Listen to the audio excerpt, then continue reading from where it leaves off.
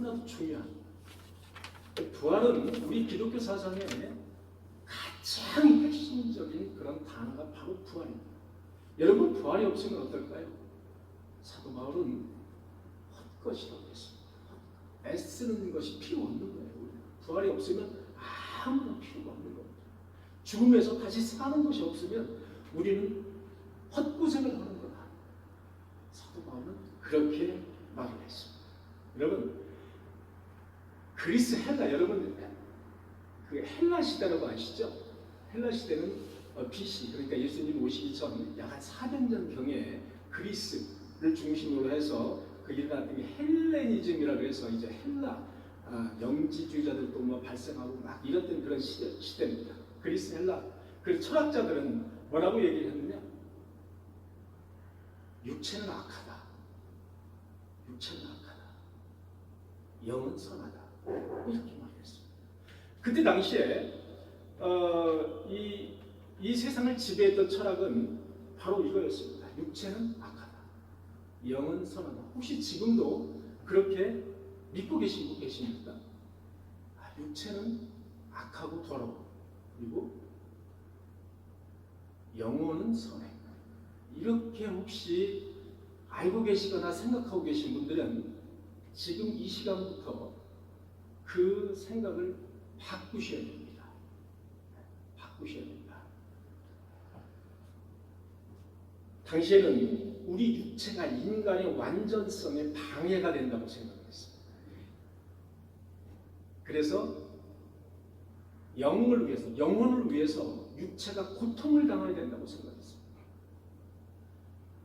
왜? 육체는 더러운 것이고 죄를 낳게 하는 것이기 때문에 이 육체는 계속 육체에게 고통을 줘야 된다고 생각했어요. 그래서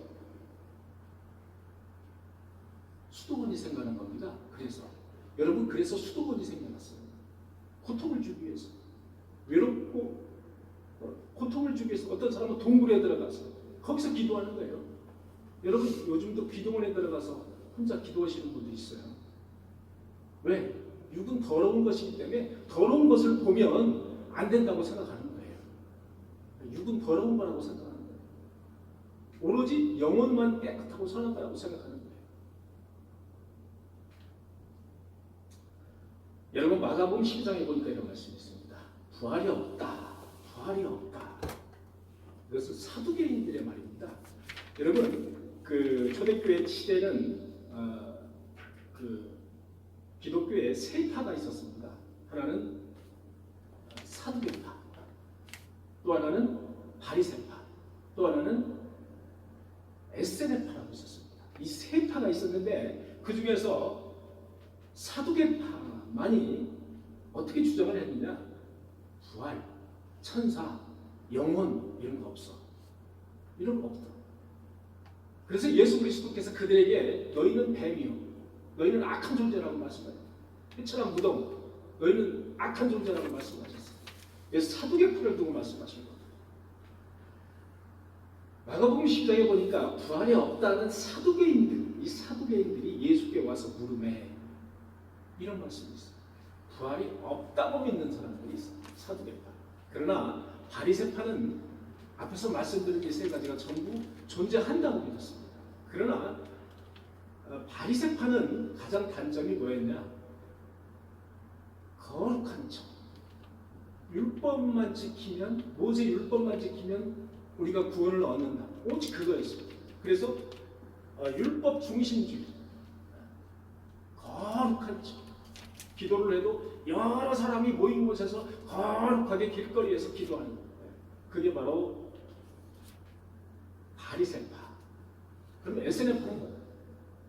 이것도 저것도 싫은 거예요. 그래서 에세네파는 아무도 보지 않는 그런 사막이나 그런 광야로 갑니다. 동굴로 가는 거예요. 거기에서 혼자 기도하는 겁니다. 마치 중세시대의 수도원과 비슷한. 그래서 아마도 성경학자들은 거기에서 세례 요한이 거기 에세네파일 것이다 라고 추측을 하고 있습니다. 왜냐? 세례 요한이 광야에서 역청을 먹고 메뚜기 잡아먹고 그렇게 살았다고 성경은 기록하고 있죠. 그래서 바로 그들이 그일 것이다. 이렇게 우리가 추측을 하고 있습니다. 여러분, 그러나 하나님은 인간을 영체로만 창조하시지 않으셨습니다. 맨 먼저 창조하신 게 육체를 창조하셨다는 거죠. 만약에 육체가 더러운 존재라면 하나님은 육체를 창조하지 않으셨을 겁니다. 그러나 하나님은 몸을 먼저, 육체를 먼저 창조하셨어요. 거기다 본인의 생기를 불어넣으셔서 완전체인 우리 인간을 만드셨다는 거죠. 우리 인간은 죄를 짓기 전에는 완전체였습니다. 완전체. 죽지 않는 완전체였었다. 하나님의 불순종으로 인해서, 죄가 들어옴으로 인해서 우리 인간은 죽음이 왔고 죄악이 왔습니다. 인간은 몸을 따라서는 완전하지 않다는 것을 말해주고 있습니다. 여러분, 예수 그리스도의 육체의 부활, 예수 그리스도께서도 성육신을 하셨습니다. 이 육체가 더럽다면 왜 성육신을 하셨겠습니까? 왜 육체로 왔느냐는 거죠. 육체가 그렇게 더럽다면. 육체 역시 영혼과 마찬가지로 하나님이 지으신, 하나님이 만드신 선한 것이다. 이것을 오늘 분명하게 여러분 성경적으로 말씀을 드리는 것입니다. 우리는 죽으면 중간 상태라고 합니다.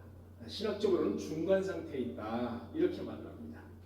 중간 상태에 있는 자들, 이들은 재림, 예수 그리스도께서 재림할 때까지 중간 상태로 있다가 예수 그리스도께서 재림한 다음에 그 다음부터는 완전체로 바뀝니다. 몸이 부활한다니, 몸이 부활해서 신령한 영혼과 함께 완전체로 바뀌는 겁니다. 그때서야. 그래서 반드시 우리는 몸을 악한 존재니 죄를 짓는 존재니 이렇게만 생각해서는 안 됩니다. 만약에 인간이 악한 존재다, 육체가 악한 존재라면 차라리 천사가 낫습니다. 영광 가지고 있는 천사가 낫다. 자, 성경은 부활을 강조하고 있습니다. 고린도전서 15장 12절에 보니까 그리스도께서 죽은 자 가운데 살아나셨다 전파되었거늘 너희 중에 어떤 사람들은 어찌하여 죽은 자 가운데 부활이 없다는, 당시 부활을 부정하는 이 사두개파와 그리고 고린도 교인 일부, 고린도 교인들에게 가르치신 그런 말씀입니다. 어찌하여 너희들은 부활이 없다. 여러분, 고린도전서 15장 13절에 보니까 이런 말씀이 있습니다. 만일 죽은 자가 부활이 없다면 그리스도도 다시 살아나지 못하였으리라. 부활이 없다면 그리스도도 부활하지 않았다는 겁니다. 그러니까 쉽게 해서 역설적으로 말하면 부활은 반드시 존재한다는 거예요. 그리스도께서 만약 살아나지 못하였다면 우리가 전파하는 것도 헛것이요 너희 믿음도 헛것입니다. 여러분, 그리스도께서 부활하지 못했다면 우리도 부활이 없고, 부활이 없다면 그것이 모두 헛것이라는 겁니다. 분명히 부활을 강조하기 위한 역설적인 필요입니다. 이렇게 보면 되겠습니다. 다시 말해서 그리스도의 부활이 없으면 신자의 부활도 없습니다. 우리의 부활도 없다는 겁니다. 그리스도의 부활이 없으면 우리는 부활이 없는 겁니다. 그리스도와 신자는 그렇게 같이 가는 겁니다. 같이 가는 겁니다. 끝까지. 그리스도의 부활은 신자의 보증수표와도 같은 아주 중요한 개념입니다. 그리스도의 부활이 그만큼 중요하다는 겁니다. 앞서 하신 부활이 그만큼 중요하다는 겁니다. 고린도전서 15장 20절에 보니까 그리스도가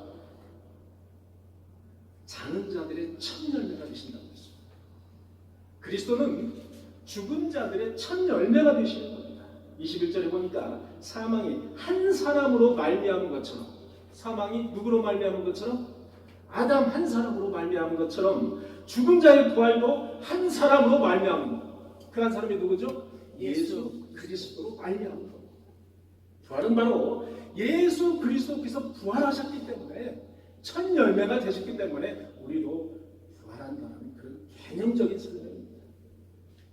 로마서 8장 11절에 보니까 예수를 죽은 자 가운데 살리신 이의 영이, 예수를 죽은 자 가운데서 살리신 이의 하나님의 영이 너희 안에 거하시면 그리스도를 살리신 그 영으로 말미암아 너희의 죽은 몸도 살리리라. 그 살리신 몸도 그 하나님의 영이 예수 그리스도를 살리신 그 영이 너희도 살리리라. 반드시 우리에게 부활이 있다는 겁니다.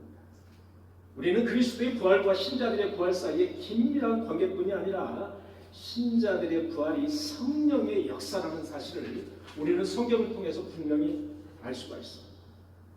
여러분 고린도전서 15장 35절을 보니까 이런 말씀이 있습니다. 누가 묻기를 죽은 자들이 어떻게 다시 살아나며 어떠한 몸으로 오느냐 하니. 다시 한번. 누가 묻기를 죽은 자들이 어떻게 다시 살아나며 어떤 몸으로 오느냐 하니. 어떤 몸으로 오냐는 겁니다. 죽은 자들이 부활해서 도대체 어떤 몸으로 오느냐는 겁니다. 이런 어리석은 자들이 내가 뿌리는 씨가 죽지 않으면 살아나지 못하겠고, 내가 뿌리는 씨가 죽지 않으면 살아나지 못하겠고, 내가 뿌리는 것은 장래의 형체를 뿌리는 것이 아니오. 이 말을 이해하기가 여러분 사실 좀 난해하죠. 그냥 이렇게 형이상학적으로 멀리서 이렇게 맴도는 듯한, 간단하게 요약하면 이겁니다. 다만 성경을 보면 다시 한번 읽어드리겠습니다. 내가 뿌리는 것은 장래의 형체를 뿌리는 것이 아니요 다만 밀이나 다른 형체의 알맹이 뿐이로다. 하나님이 그 뜻대로 그에게 형체를 주시되 각 종자에게 그 형체를 주시느니라. 우리가 밀이나 그 벼나 이런 거를 이제 뿌리지 않습니까?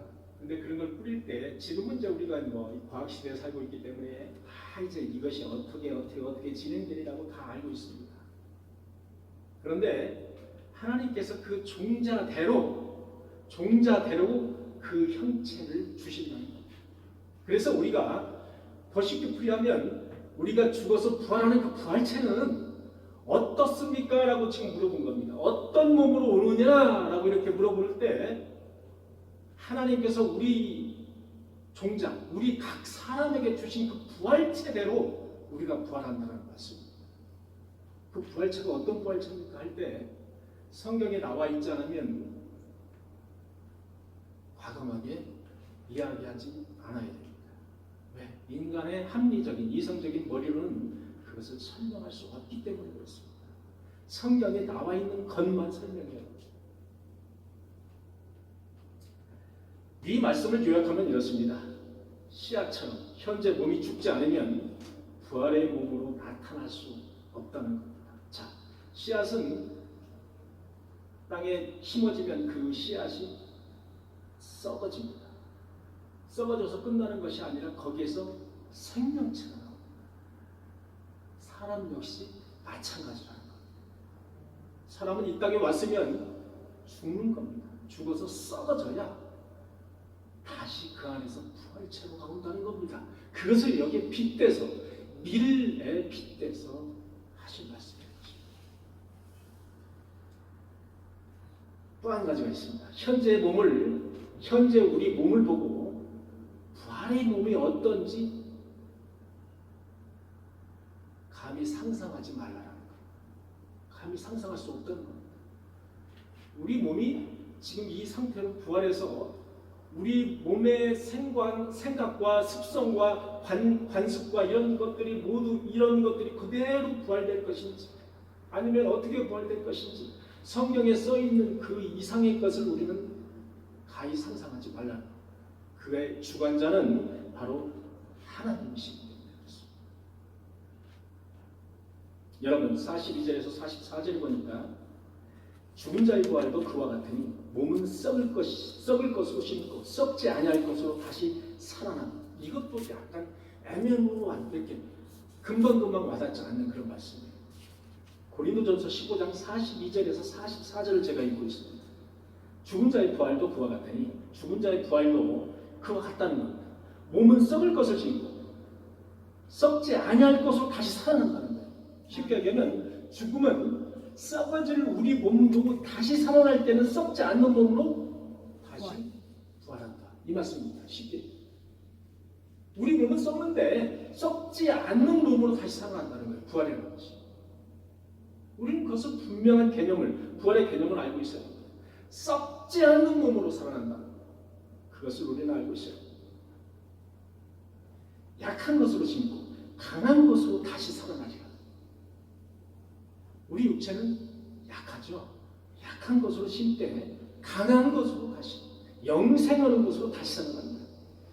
육의 몸으로 심고 신령한 몸으로 다시 살아나리니. 육의 몸으로 심고 심는다는 말은 육의 몸으로 죽고 그 다음에 신령한 몸으로 다시 살아나리니 이런 말씀인 것이죠.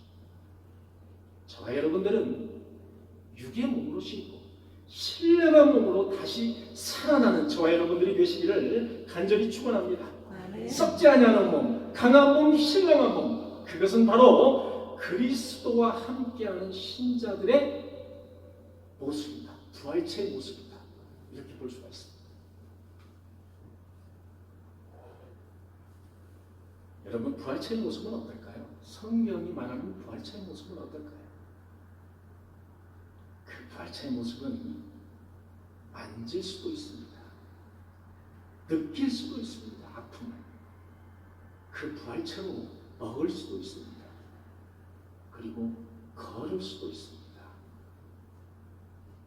이것을 성경은 신령한 몸이라고 말하는데 영어로는 스피리추얼, 신령한 몸. 헬라어로는 푸뉴마티코스, 신령한 몸이다. 그걸로 부활한다는 겁니다. 여러분 고린도전서 15장 54절 보니까 이런 말씀이 있어요. 이 썩을 것이 반드시 썩지 아니함을 갖겠고 이 죽을 것이 죽지 아니함을 입을 때에는 사망을 삼키고 이기리라고 기록된 말씀이 이루어지리라. 이것도 놀라운 말씀, 선포하는 말씀이 여러분 54절에 15장 54절에 기록되어 있습니다.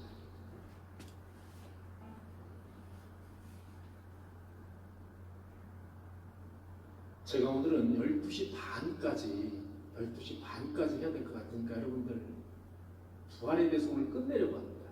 그래서 12시 반까지 해봅니다. 조금 집중을 좀 하셔서 들어보시기 바랍니다.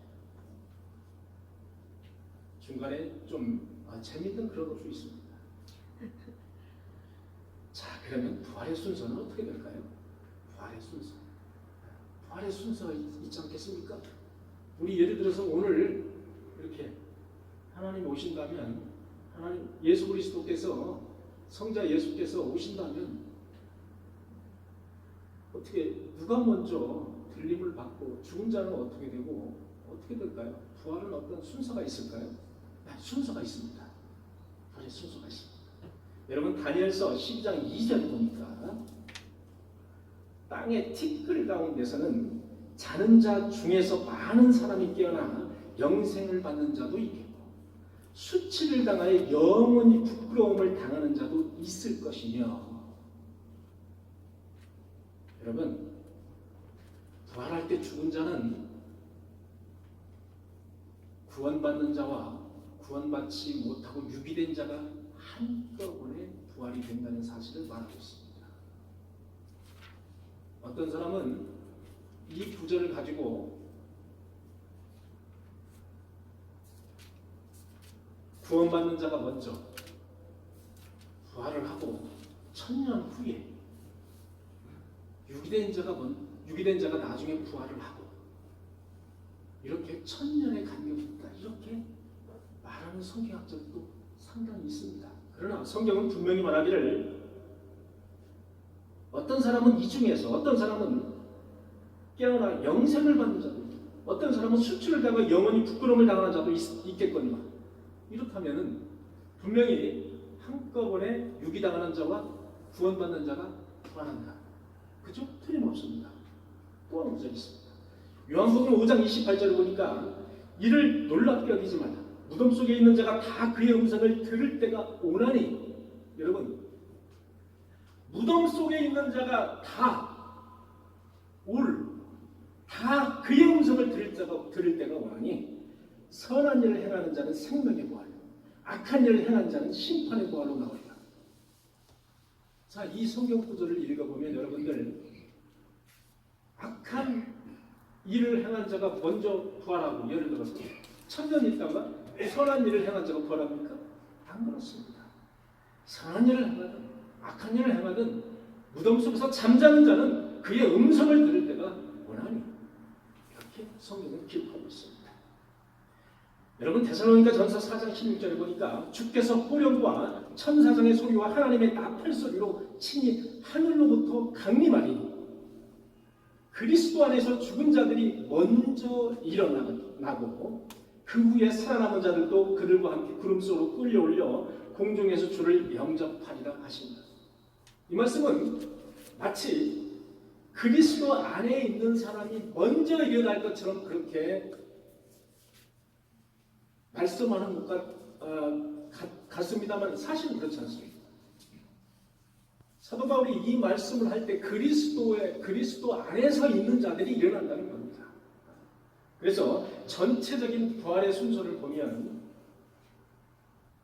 그리스도 안에 있는 자와 그리스도 밖에 있는 자들이 한꺼번에 일어난다.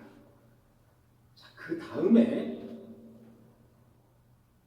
살아있는, 예수 그리스도의 재림할 때 살아있는, 우리 지금 현재 만약에 살아있다면 살아있는 그런 신자들이 공중에 들림을 받는 그런, 그 다음 순서가 그런 순서가 있다. 그래서 부활에도 분명히 순서가 있다.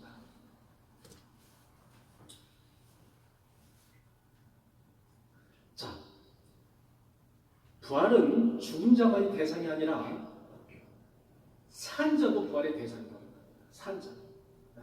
예수님께서 오시면 산자도 부활을 한다는 거예요. 이 육체의 몸을 가지고 어떻게 부활을 하죠? 신령한 스피리추얼, 신령한 형체로 호련히 변화돼서 들림을 받는다는 겁니다. 호련히 변화된다는 거예요.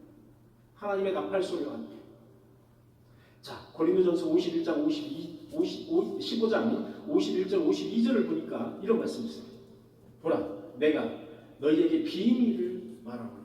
사도 바울이 비밀을 말하노니 이렇게 말한 구절이 많지 않습니다. 보라, 내가 너희에게 비밀을 말하노니 우리가 다 잠잘 것이 아니요. 우리가 다 잠잘 것이 아니요. 마지막 나팔에 순식간에 호련이 다 변화되리니 나팔 소리가 나매 죽은 자들이 썩지 아니할 것으로 다시 살아나 우리도 변화된다. 여기도 마찬가지로 죽은 자들이 썩지 아니할 것으로 다시 살아나고 라고 말했을 때 이 죽은 자들이 썩지 아니할 것으로 다시 살아나고는 신자들만 살아나는 것이 아니라 그리스도 밖에 있는 유기된 자들도 살아난다는 겁니다. 그 다음에 우리도 변화되리라. 살아있는 우리. 초대교회 당시에는 예수 그리스도께서 이제 몇 년 후에 오실 걸로 생각을 했습니다. 그러니까 그 당대에 예수 그리스도께서 재림하시리라고 생각을 했던 겁니다. 그래서 여기서 지금 사도 바울이 말하는 것은 우리도 변화돼서, 호련히 변화돼서 공중에 들림을 받으리라, 이 말씀을 하고 있는 겁니다. 여러분, 지금도 우리 지척에는 우리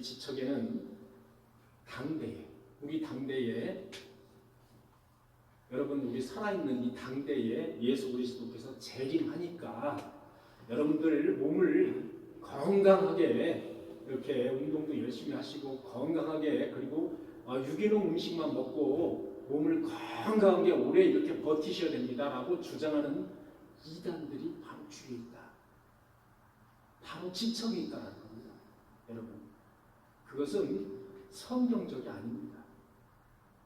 그것은 사람을 홀리는 말이다. 이렇게 보시면 됩니다. 아주 사악한 이단이다.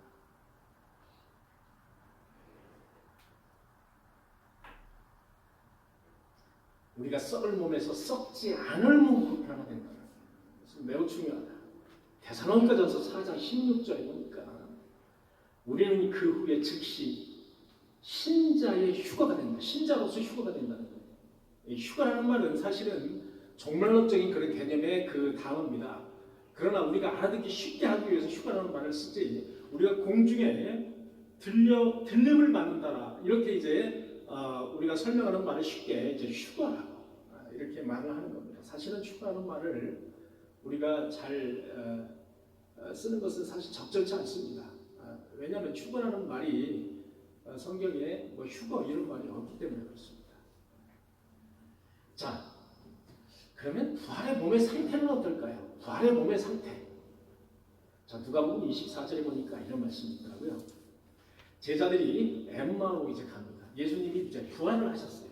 부활을 하셨고 예수님이 처음에 나타났습니다. 엠마오로 가는 그 제자, 2명의 제자들에게 나타나신 거예요. 근데 엠마오로 가는 2명의 제자들에게 슬쩍 끼신 거예요. 이제 예수님은 부활체입니다. 이제부터는. 부활체신데 슬쩍 끼신 거예요. 그래서 엠마오로 가는 그 길에 말동무를 하고 계신 거예요. 자, 거기 보면은 이렇게 되어 있습니다. 이 모든 일을 이야기하더라라고 하면서 그들의 눈이 가리워져서 예수를 몰라보더라 이렇게 되어 있습니다. 그들의 눈이 가리워져서 예수를 몰라보더라.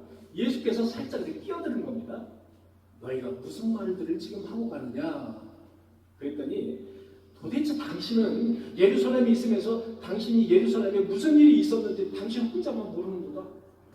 당신 혼자만 모른다는 거예요. 예수 그리스도 당신만 모른다는 거예요. 그가 예수 그리스도라는 사실을 지금 모르고 있는 겁니다.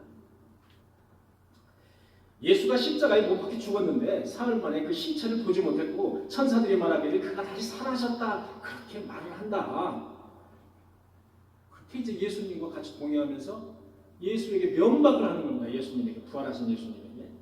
때가 저물어 그들과 함께 유하시려고 이제 들어가시며 떡과 음식을 잡수실 때 떡을 가지시사 축사하시고 떼어 그들에게 주시니 그들의 눈이 그때서야 밝아졌습니다. 그가 그인 줄 알더라. 그가 바로 부활하신 예수인 줄 알더라. 그런데 마지막 구절에 이런 말씀이 있어요. 예수는 그들에게 보이지 않더라. 여러분, 부활의 몸의 상태는 보였다가 보이지 않았다가 보였다가 시간과 공간을 초월하는 것을 알 수가 있습니다. 여러분, 부활체는 우리의 이런 몸이에요. 몸인데 보였다가 안 보였다가 그런단 말이에요. 우리 육체의 눈으로는 안 보일 수도 있거든요. 시간과 공간을 초월하는 것을 알 수가 있습니다. 우리 부활한 우리의 몸도 나중에 부활한 몸도 예수님의 그 몸처럼 우리 인간이 볼 때 보였다가 안 보였다가 시공을 초월하는 그런 존재다라고 분명히 성경은 말씀하고 있습니다. 왜냐?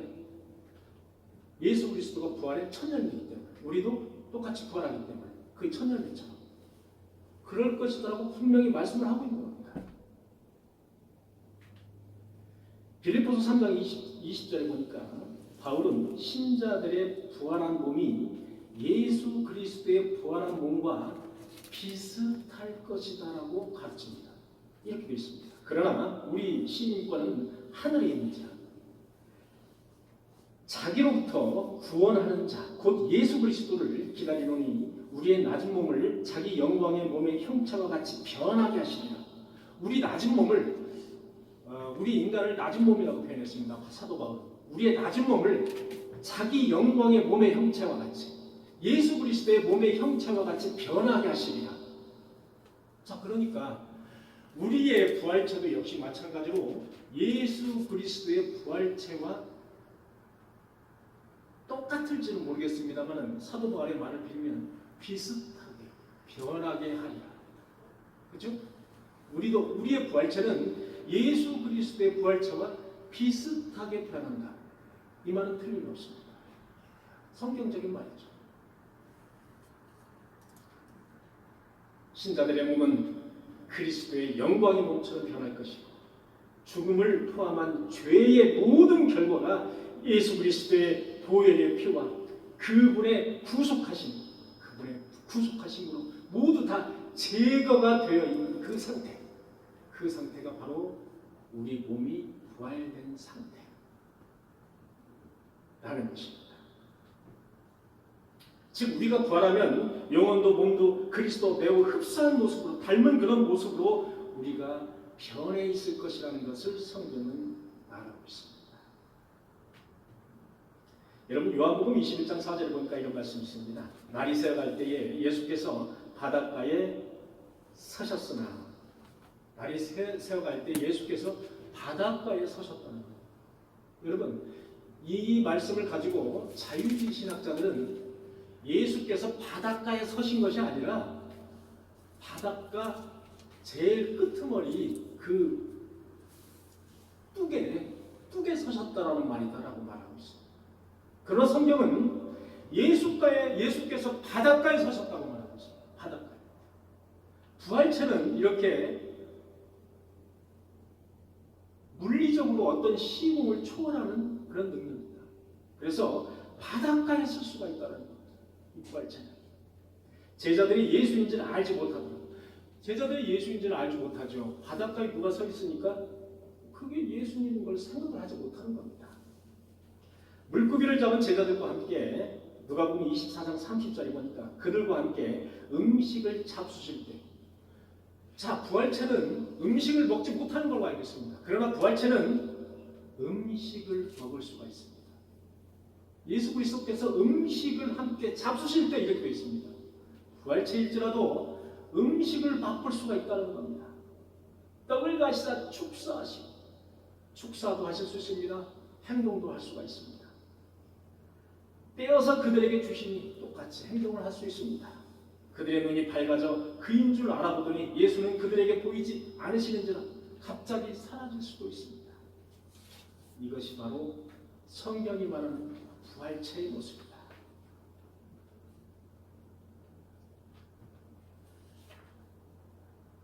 누가복음 24장에 보니까 이런 말씀이 있습니다. 11 제자들 가운데 예수님께서 방문을 닫았습니다. 방문을 닫았는데 예수님께서 갑자기 그 앞에 나타나신 거예요. 부활하신 몸인데 이 신령한 몸이 시공을 초월한다는 겁니다. 이렇게 닫혀 있어도 거기에 나타나실 수 있다는 거예요. 부활체는. 이 말을 할 때 예수께서 친히 그들 가운데 서서 이르시되 너희에게 맨 먼저 나타나서 하신 말씀이 너희에게 뭐가 있으리라? 평강. 너희에게 평강. 너무 크게 말씀하지 마세요. 네. 혼자 한다고 너무 크게 말씀하시네. 자, 너희에게 평강이 있습니다. 너희에게 평강이 있을지어다. 그들이 놀라고 무서워하여 그 보는 것을 영으로 생각한지라. 그 보는 것을 귀신으로 생각한지라. 귀신 나왔구나. 귀신으로 생각합니다. 너희가 어찌하여 무서워하느냐. 나를 만져보라. 자, 나를 만져보라 해서 부활체도 육체를 가지고 있다는 것을 분명히 암시하고 있습니다. 나를 만져보라. 영은 살과 뼈가 없습니다. 영은 살과 뼈가 없으되 너희 보는 바와 같이 나는 살과 뼈가 있느니라. 부활을 했어도 분명히 살과 뼈가 있는 육체를 가지고 있다는 것을 분명하게 성경은 말하고 있습니다.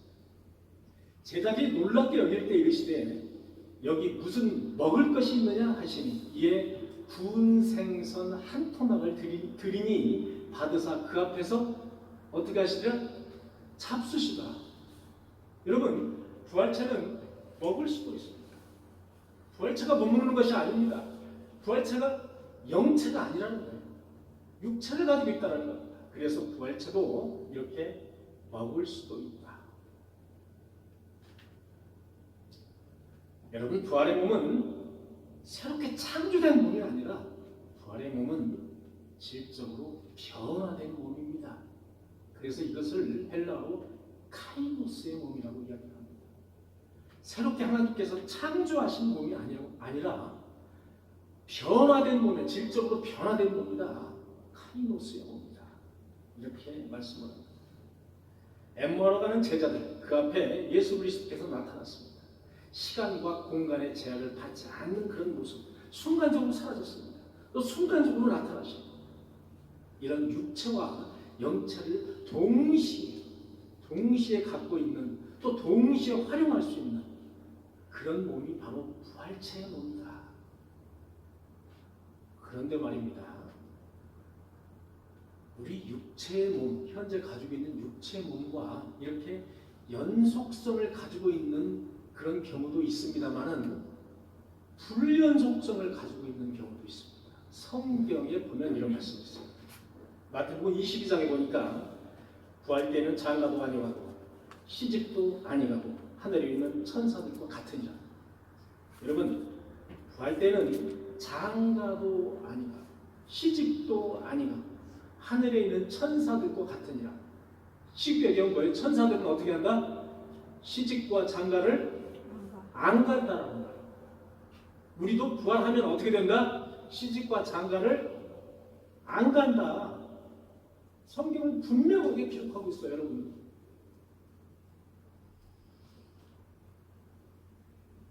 천사는 결혼도 없습니다. 우리도 결혼이 없습니다. 부활의 몸도 결혼이 없다. 성별이 반드시 존재하지 않는다, 이런 말씀이 없습니다. 성별이, 제가 남자지 않습니까? 부활하면 제가 남성체로 부활한다, 여성체로 부활한다, 중성체로 부활한다는 말씀이 성경에는 없습니다. 그래서 이 말을 정확히 드릴 수가 없어요. 그런 말이 없습니까?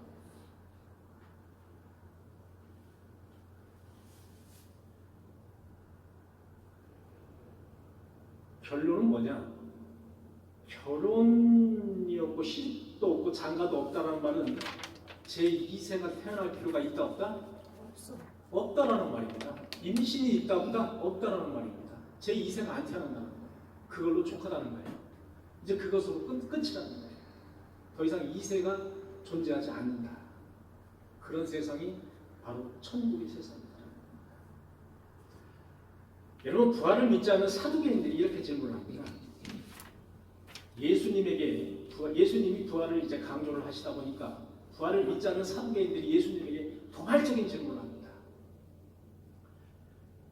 7형제 중에 마지가 결혼을 했다가 이제 아들이 없어서 죽었어요. 마지가 큰 형이 죽어서, 큰 형이 죽으면 어떻게 됩니까?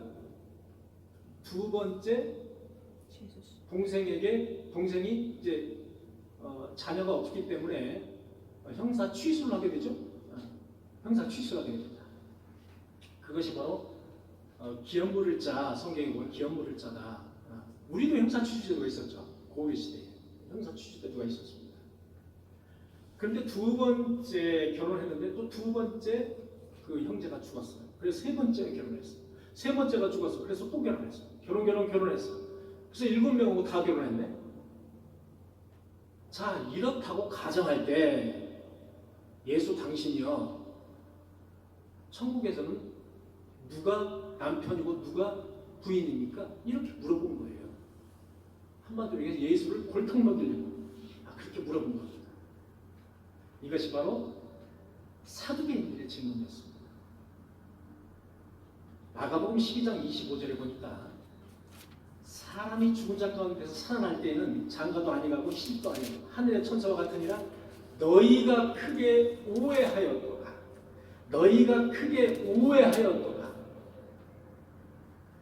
우리는 우리 인간의 눈으로, 우리 이성의 눈으로, 합리적인 판단으로만 생각을 하게 되어 있습니다. 천국에서의 하나님의 입장에서는 우리가 생각을 하지 못합니다. 그래서 성경은 너희가 크게 오해하는 거다. 거기는 시집과 장가와 이세가 없는 곳입니다. 그러나 지금 현재 우리의 삶은 어찌 보면 자식이 잘 되고 시집가고 장가가는 게 우리 인생에 있어서 아주 제일 큰 부분을 차지하고 있죠? 그건 인정하시지 않습니까?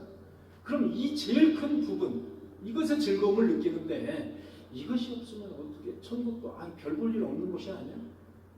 이렇게 반문을 할 수가 있다. 그것은 너희가 크게 오해하는 그런 결과다. 너희의 그 합리적인 생각만 가지고 하기 때문에 크게 오해를 한 것이다.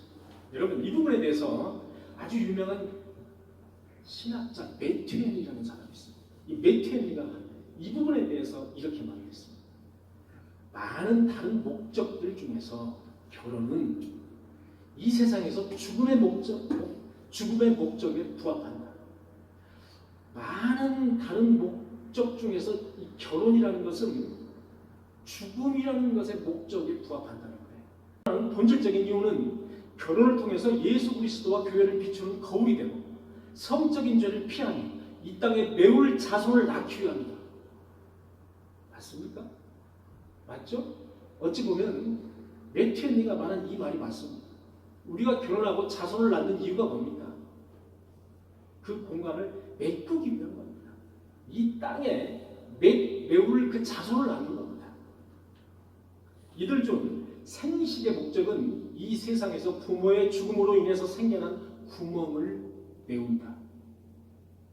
생식의 목적은 이 세상에서 부모의 죽음, 우리가 다 죽을 거 아닙니까? 부모의 죽음으로 인해 생겨난 그 구멍을 메우게 됩니다.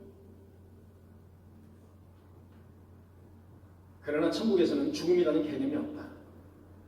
시험이나 죄도 없다. 즉 천국에는 결혼의 두 가지 목적인 성적인 죄, 그것을 회피하는 것, 또는 자손의 번식, 이것이 천국에서는 없다.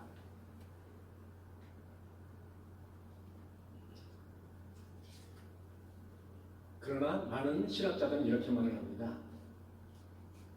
이 생에서의 부부의 연을 맺은 그 부부가 구원을 받는 것을 전제로 해서 천국에서 제외한다. 천국에서 제외한다. 그러나 그 결혼의 상태가 천국에서까지 가지 않는다. 현재 결혼의 상태가 천국에서까지 가지 않는다. 제외한다. 요한계시록 19장 6절을 보니까 구원받은 신자들은 천국에서 훨씬 더 큰 결혼식에 참여해야 한다. 천국에서 훨씬 더 큰 영광스러운 결혼식에 참여해야 된다. 그리스도는 교회와 결혼을 했다. 교회가 누구죠? 교회. 저와 여러분, 선택받은 자들의 백성, 그 백성들이 교회죠? 교회와 결혼한 겁니다. 저와 여러분들과 결혼을 했다는 겁니다. 예수 그리스도는.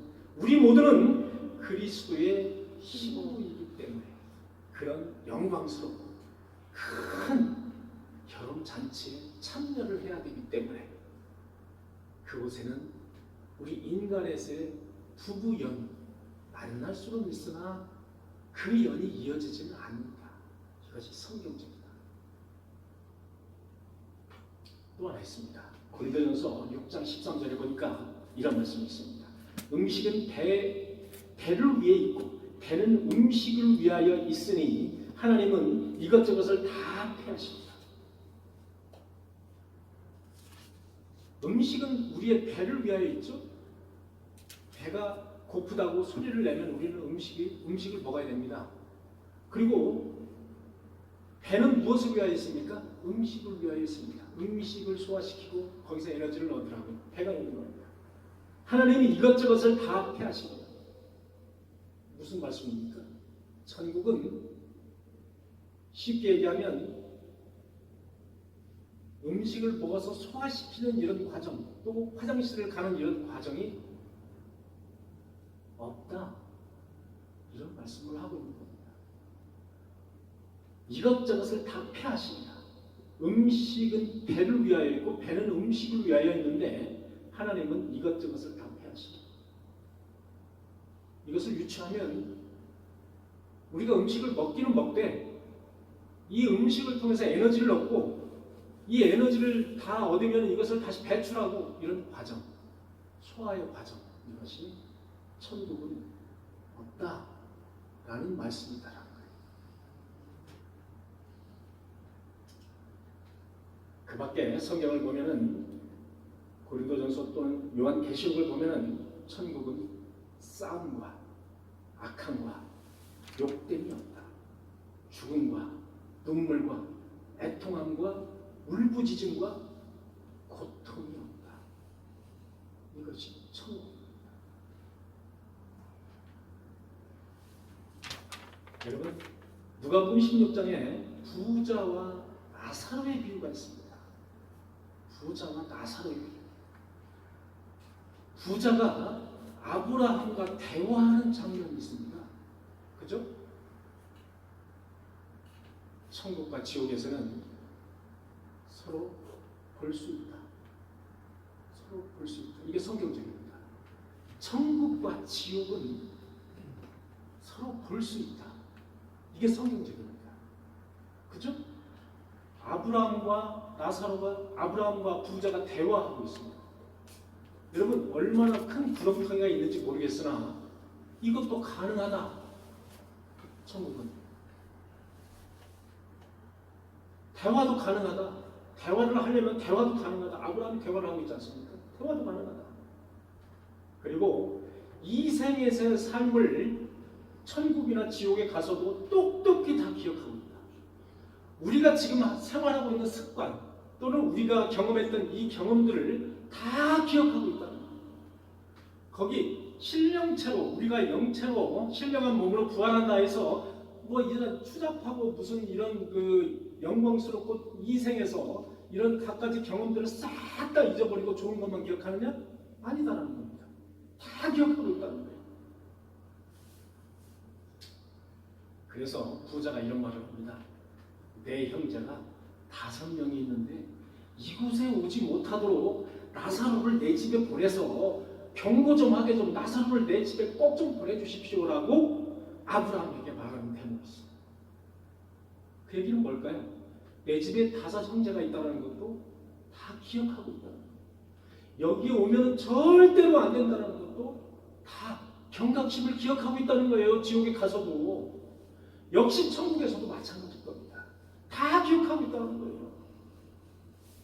그래서 우리의 삶이, 이생의 삶이 경건한 삶으로 유지가 되어야 된다. 그런 말씀인 것입니다. 왜? 그걸로 인해서 괴로울 수 있거든요. 그렇기 때문에 우리의 삶이 좀 경건한 삶이 되어야 됩니다. 그러면서 이런 말씀을 합니다. 아브라함, 그럴 필요 없다. 그럴 필요 없다. 가지도 못한다. 너와 나 사이에는 큰 구렁텅이가 있어서 가지도 못하고 누구에게 들어라? 모세와 선지자들에게 들어라. 너의 그 5명의 그 형제들은 모세의 율법과 그리고 많은 선지자들에게 들으면 그뿐이다. 이렇게 단호하게 말씀을 하고 있는 장면이 있습니다.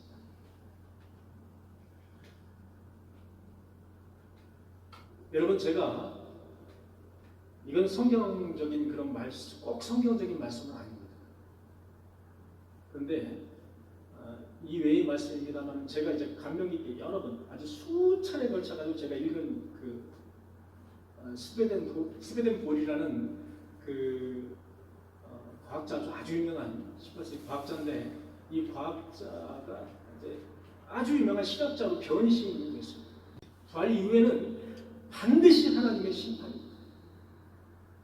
신자와 불신자 모두 부활해서 심판대에 선다.